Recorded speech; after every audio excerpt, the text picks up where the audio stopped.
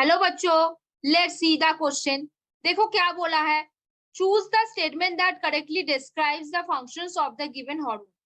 Point 1 is saying cytokinin delay of leaf senescence. Point 2 is saying auxin, that is for apical dominance. Point 3 is saying ethylene for seed germination. And point 4 is saying gibberellins, immature falling of leaves. So option A is telling 1 and 2. Option B is telling 1 and 4. Option C is telling 2 and 3. Option D is telling 2 and 4। तो चलो बच्चों कुछ की concept के ऊपर बात करेंगे, थोड़े थोड़े से चीजों को जानेंगे। देखो बच्चों क्या है, जो साइटोकाइनिन होता है उसका क्या फंक्शन होता है।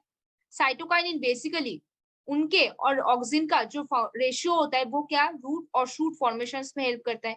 और क्या कराता है, delay delay in leaf senescence में हेल्प करता है, डिले इन लीफ सेनेसेंस।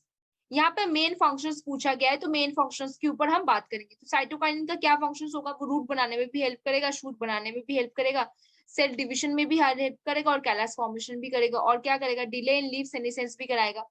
अगर हम ऑक्सिन की बारे में बात करें तो ऑक्सिन क्या करेगा, सेम चीज, रूट भी बनाएगा, शूट भी बनाएगा, और क्या करेगा, एपिकल डोमिनेंस शो करवाएगा। क्या कराएगा, एपिकल डोमिनेंस शो कराएगा, मतलब जो सेंट्रल स्टेम होता है सिर्फ उसका ग्रोथ सबसे ज्यादा होगा देन टू लैटरल स्टेम्स। अब देखो अगर हम इथाइलिन के ऊपर बात करें तो इथाइलिन का मेन फंक्शन क्या होता है, फ्रूट का राइपनिंग में हेल्प करता है, फ्रूट के राइपनिंग, और क्या कराएगा, फ्लावरिंग पे हेल्प करेगा। क्या कराएगा, फ्लावरिंग पे हेल्प करेगा, किसमें, फ्लावरिंग पे हेल्प करेंगे।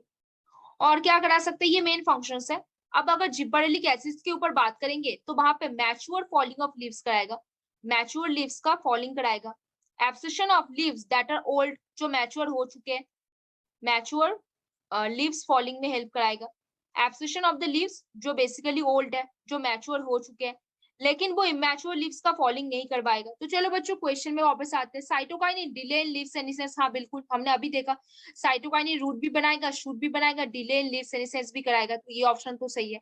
फिर बोले ऑक्सिन एपिकल डोमिनेंस की बात की हुई है, ऑक्सिन में एपिकल डोमिनेंस होता है जहाँ पे सेंट्रल स्टेम जो होता है वो ज्यादा ग्रो करता है देन टू लैटरल स्टेम्स। अभी अगर हम इथाइलिन के बारे में बात करें तो वहां पे फ्रूट राइपनिंग, फ्लावरिंग सबसे ज्यादा इंपॉर्टेंट है, तो ये वाला तो नहीं होगा यहाँ पे। फिर अगर हम जिब्बरेलिन के बारे में पूछे तो immature of falling of leaves नहीं होगा, वहां पे मैच्योर फॉलिंग ऑफ लीव्स होता है, मैच्योर लीव्स जो होते हैं वो फॉल कर जाते हैं, तो ये वाला ऑप्शन तो नहीं होगा। कौन सा सही हो रहा है, 1 and 2 वाला यहाँ पे सही हो रहा है। पहला ऑप्शन में ही बोला है 1 and 2, तो इसको राइट मार्क करके चलो। फिर बोला है 1 4 नहीं, फिर बोला है 2 3 नहीं, फिर बोला है 2 4, कौन सा ऑप्शन हो जाएगा अब तो बता दो बच्चों, 1 and 2। बच्चों एक चीज याद रखो, जब साइटोकाइनिन और ऑक्सिन का रेशियो अगर इक्वल हो तो क्या हो जाएगा बच्चों, उस टाइम पे क्या होगा, सेल डिवीजन होगा बहुत ज्यादा, और क्या बनेगा, कैलस फॉर्मेशन करेगा। इन जब चीजों के बारे में हम कब बात कर रहे हैं, जब हम टिश्यू कल्चर कर रहे हैं।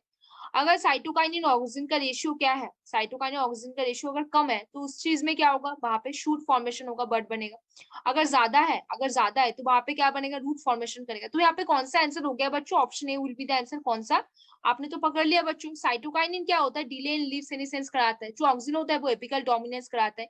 लेकिन अगर इथाइलिन के बारे में बात करें तो वो इंपॉर्टेंटली क्या करेगा, फ्रूट राइपनिंग कराएगा और फ्लावरिंग कराएगा।